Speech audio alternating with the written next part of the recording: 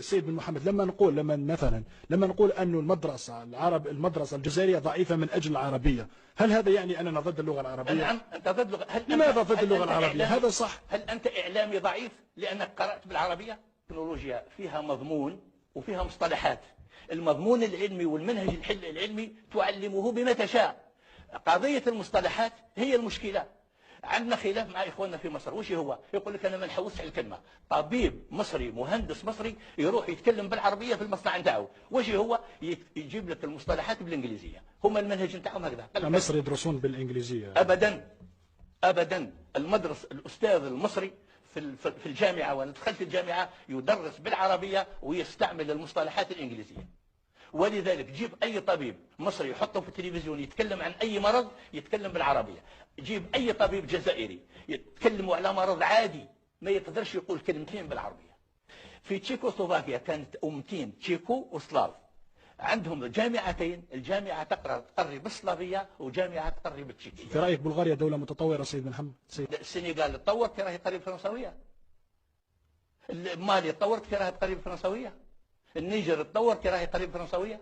أنا نذكر لك الدول اللي تطورت بلغتها: تركيا وإيران وكوريا وفيتنام والدول اللي فعلا، الصين العظيمة. لما تقرأ فيزياء بالفرنسية تخليت على هويتك، ولما تقرأ علوم طبيعية بالفرنسية تخليت على هويتك. لأن العربية لما تقريها في الجامعة بالفرنسوية لازم تقريها في الثانوي بالفرنسوية.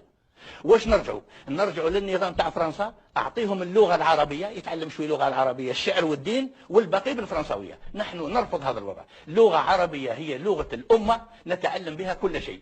الاشياء اللي نقصتها نعطيها لها ونطورها، ونتعلم اللغات الاجنبيه كرافد للعربيه كما تفعل فرنسا الان. فرنسا لا تغطي ابدا كل معطياتها العلمية بالفرنسية، تحتاج إلى اللغة الإنجليزية. فيه دواوين تاع الترجمة، فيه كلمات ومصطلحات في العلوم في الجامعة تدرس إلى الآن بالمصطلحات الإنجليزية. سيد بن محمد، هل تسمح لنا العربية الآن بمواكبة درجة العلم التي يسير عليها العالم وبناء مجتمع المعرفة؟